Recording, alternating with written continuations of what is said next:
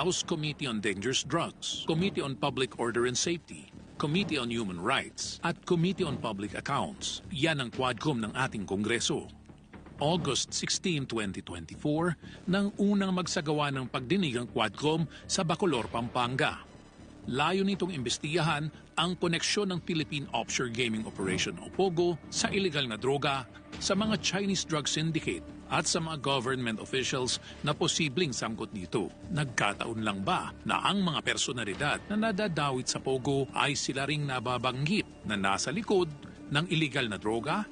Sa 12 public hearings ng Quadcom, marami na ang natuklasan mula sa mga witness at resource person na naimbitahan sa mga pagdinig. Never po ako humingi ng campaign fund during my campaign period.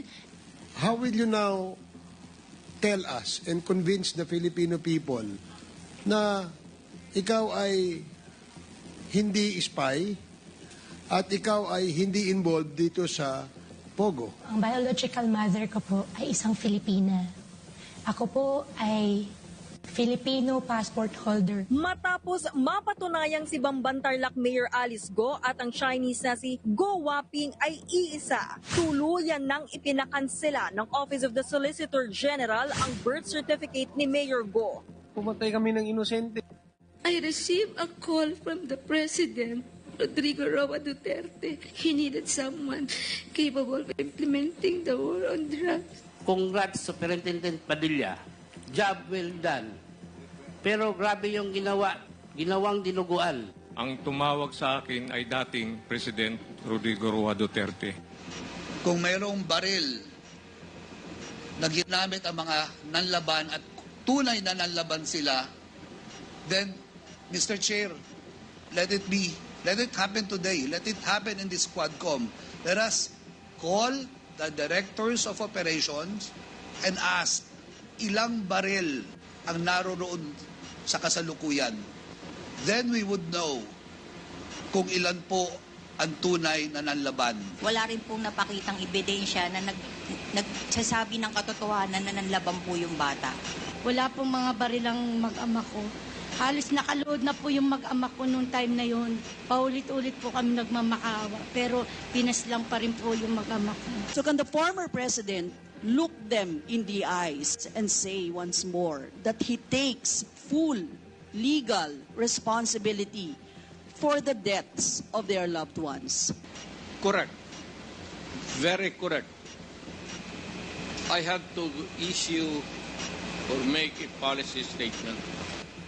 Ako ang nagbigay ng order kasi ginawa nila illegal or legal, akin yun.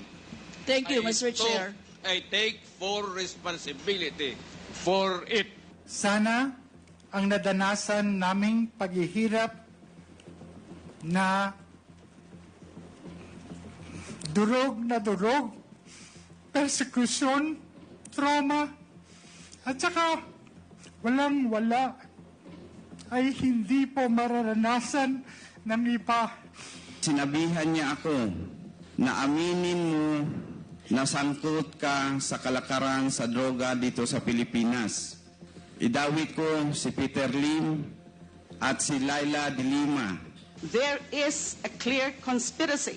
And when it comes to conspiracy, the act of one is the act of all.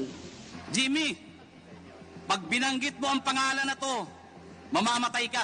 Si Pulong, si Mans, si Michael Yang. Ginawa niyang joint account yung kanyang anak na si Vice President Sara Duterte. That would explain kung bakit protektado si Michael Yang kahit na may report itong si Colonel Asierto. Will the former president be okay that if we draft the waiver now, that it be signed today instead of tomorrow? Will you be fine with that, Mr. President? Anong kapalit, sir? Hindi. Sampalin ko siya sa publiko. Hindi, wala naman. Hindi, ngayon na. Wala pong ganunan. Chairman, I'll give you, sampalin ko sa Chairman, session suspended. Session suspended.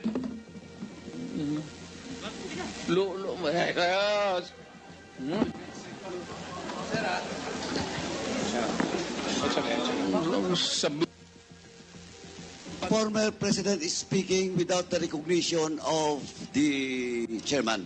And I hope the former president understand Nakalimutan the rules. ko na yun. Yung rules na yun. Takot ako sa inyo, sir. Hindi po, sir.